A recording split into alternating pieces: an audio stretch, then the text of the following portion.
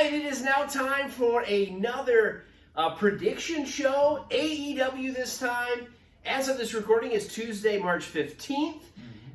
Tomorrow night, St. Patrick's Day Slam on St. Patrick's Day. Even guess St. Patrick's Day is technically on Thursday. But tomorrow, St. Patrick's Day Slam AEW Dynamite. Yeah. You guys excited about it? Yeah, they're going to be live in San Antonio, Texas. I remember they did one of these last year. I don't know if we tuned in to watch it. I'm not sure. I don't know what matches happened, but some title matches tonight. You know, Yeah. not too bad of a card. AEW does a great job doing these themed events. NXT does them now as well. But AEW was kind of the pioneer of this, kind of having they've always been like special themes of Raw, every once in a while, maybe old school Raw or something. But as far as these holiday events, AEW does it right. Now, before we get into our match predictions, of course, we are all, kind of digesting and taking in the sad news of the passing of a WWE legend. Scott Hall passed away just on Monday. And, of course, we heard he was sick over the weekend, wasn't doing well. We were praying for him. And now he's passed away. Of course, we're praying for his family. And we've got our old school Hasbro Scott Hall here in the purple. That was mine when I was a kid. They've got some outsider Scott Hall. If you think back... And we have Razor Ramon. Yeah, you got the Razor Ramon as well. If I think back at some of my favorite moments in wrestling, Scott Hall's involved in it. The NWO, and then he was the first one to come in, and Hogan turning heel in the NWO, and the ladder match at WrestleMania 10 with Shawn Michaels, the first kind of real ladder match, and so he's definitely going to be missed. So we will also say, last night, we don't watch Raw a lot. It's 3 hours. It's too long. Too long, and it's boring. Like, it's very boring. AEW could be on for 3 hours, and they could entertain us the whole time. Yes. But... Or 5. The only time I'd say, we went and saw AEW a few weeks ago, and they had Dark, and then Dynamite, and then Rampage, and by the time I was kind of getting tired of it. It was like 4 hours. But we're not at home. We're not on the couch. You can't go to the fridge. We're sitting close to people, and But I couldn't imagine sitting through Raw. And I did it last night. They started watching, and then they went to bed. I said, I want to stay up to the end because I'm pretty sure Cody's going to debut. And they were in Jacksonville. They were teasing it. The fans were cheering it during the promo, Seth's promo earlier. And I thought, this is going to be it. And it didn't happen, and I wasted 3 hours. And I was pretty bummed about it. But I think it's still going to happen. I think it's going to happen. I think we're going to see it. But we're going to have to wait. And that has nothing to do with Slam. And, this will never happen. But just would be a cool idea. What if when Cody would have came in, he would have walked in, kind of through the audience like Scott Hall. Yeah. And you said that. It's because he's kind of like an outsider. Cody's from AEW, helped start AEW. He was in WWE, but Scott Hall was also in WCW before. That's right. Had little success. Yeah. And then a lot of similarities there. Who else maybe bring in some? I don't know what they would. It'd be cool to you can't really redo the NWO. No. But you could do something similar. That same idea would be cool, and just everything that's going on. Throwback. Engine grabber. Absolutely. So we're going to move on to the card, which takes place tomorrow night. It's an action-packed 2 hours, of course, of AEW, and we're going to start out. We got the cage here. We got Dr. Britt Baker, DMD. The champion, been champion a long time, taking on Thunder Rosa in a steel cage match. This is a rematch without the steel cage from Revolution. Everything I read, they kind of thought Thunder Rosa might win that match. She didn't. We'll start out with Ethan. Does she win tomorrow night at St. Patrick's Day Slam in a cage? Well, I'm going to say I picked her to win at Revolution. Okay. Just because Britt Baker had the title for a long time. They're kind of pushing her to be the next champion, possibly. And then she ended up losing, and they both picked Britt Baker. They got it right. And now they announced this rematch. It's going to be in a steel cage. I got a feeling it'll be the main event, probably. Good chance of it. Or the first match. I'm going to say that there's going to be a title change tonight. All right. That could be a risky pick. Maybe it's an upset. It's not risky. Not risky? No. But I would say, Britt Baker, she could end up holding the title on. But here's the thing. Britt Baker won the title at Double or Nothing. So could she drop it at Double or Nothing? But the champion before her, I heard, also won the belt at the Double or Nothing before that. I couldn't see them crowning a new champion 3 years in a row at Double or Nothing. And maybe she holds All Out or some Dynamite event, but I'm going to say it'll be tonight. Now, is that going to happen? That's my pick. What do you think, Brady? I'll just say champion retains. Champion retains. They've split. I hate picking against Britt Baker. One thing WWE is probably better at right now is their girls wrestling because they have a lot more established stars, and AEW just doesn't have a lot of those. Britt Baker, though, is better than everybody on AEW, or on WWE, I think. Better than everybody on AEW, but definitely better. Even better than Flair, even better than Becky Lynch. And people would disagree with me, but I think she's that good. Plus, she's with Adam Cole, who's my favorite. I'm going to say she loses, though, because I picked her to win last time, even though I thought she might lose. But because it's so quick, and it's a cage, and she's been champion a long time, the odds are she loses tonight, and Thunder Rosa becomes the new champion. We'll see. Next match, Jon Moxley and Bryan Danielson, now a team together, kind of. We've got to bring them in. Yeah, that's okay. With William Regal as their mentor or manager or whatever you want to say, taking on Chuck Taylor and Wheeler Yuta, the easiest pick, I think, Brady. Jon Moxley and Bryan Danielson. There's no chance that Yuta and Taylor win. This is definitely, though. Well, there is a chance they could win and then they split up and then fight again. They're not going to split up yet. If they were going to split up and fight again, which is going to happen, then they might, something possibly go crazy. But ain't no way Moxley and Danielson lose. What do you think? Yeah, and this is definitely a step up from whoever it was last week, like the Workhorseman. Who is that? I don't know. Is it somebody from Ring of Honor?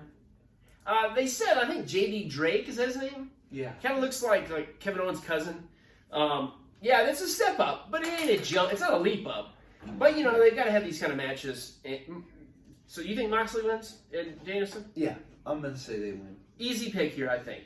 Moving on, an interesting match. It's Adam Cole, Bobby Fish, and Kyle O'Reilly taking on Jungle Boy, Luchasaurus, and Hangman. Now, my phone says Christian Cage. Did they change this? Or is this website completely off?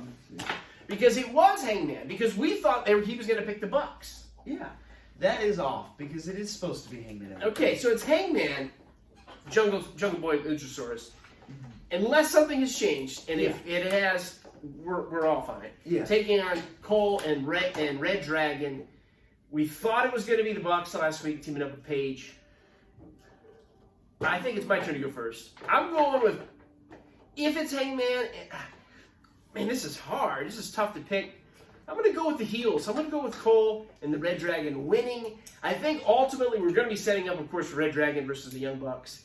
And, of course, I think we're going to see Cole, Adam go at it again with Cole and Hangman.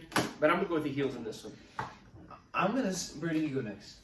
I say heels. Heels, okay. I'm going to say, I'm going to go the opposite. Okay, I'm going to say Hangman Adam Page. Why? Well, because when they had the match at Daly's Place right before Revolution, it was another 6-man tag, and Adam Cole's team won.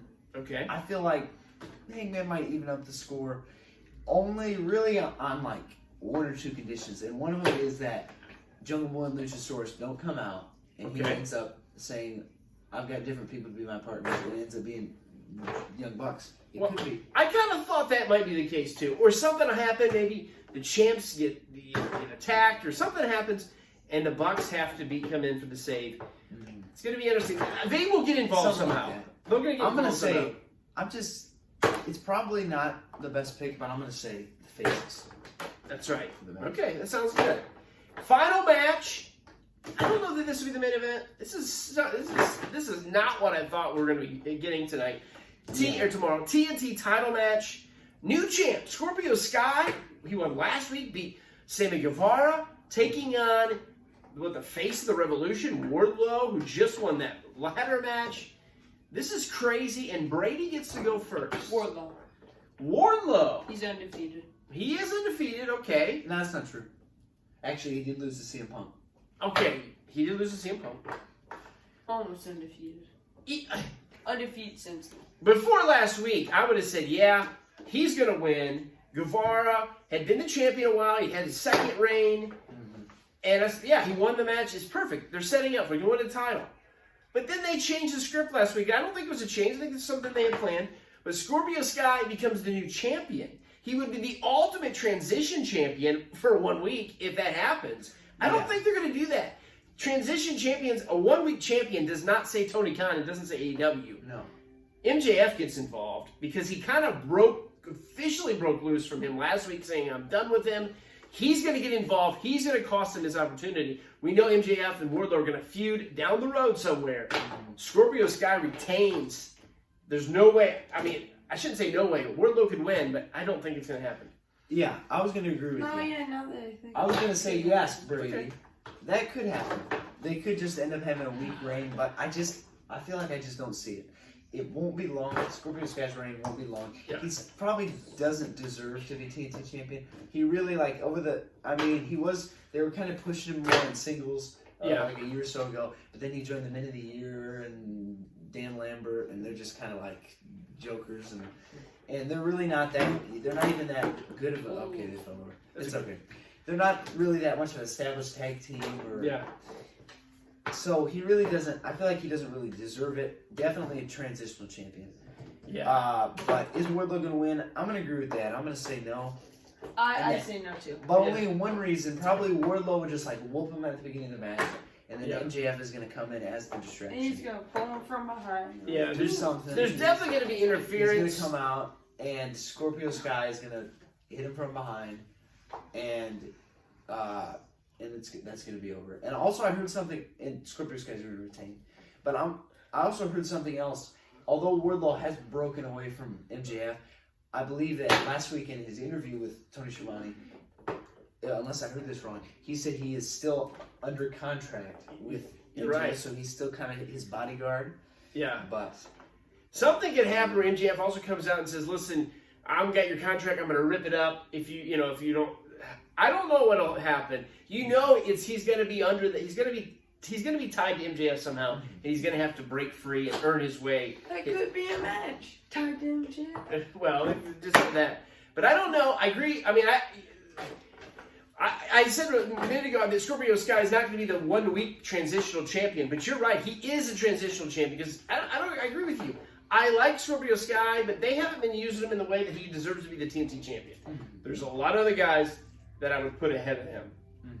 Somebody like Malachi Black, even somebody like Andrade. I thought he should have won it before.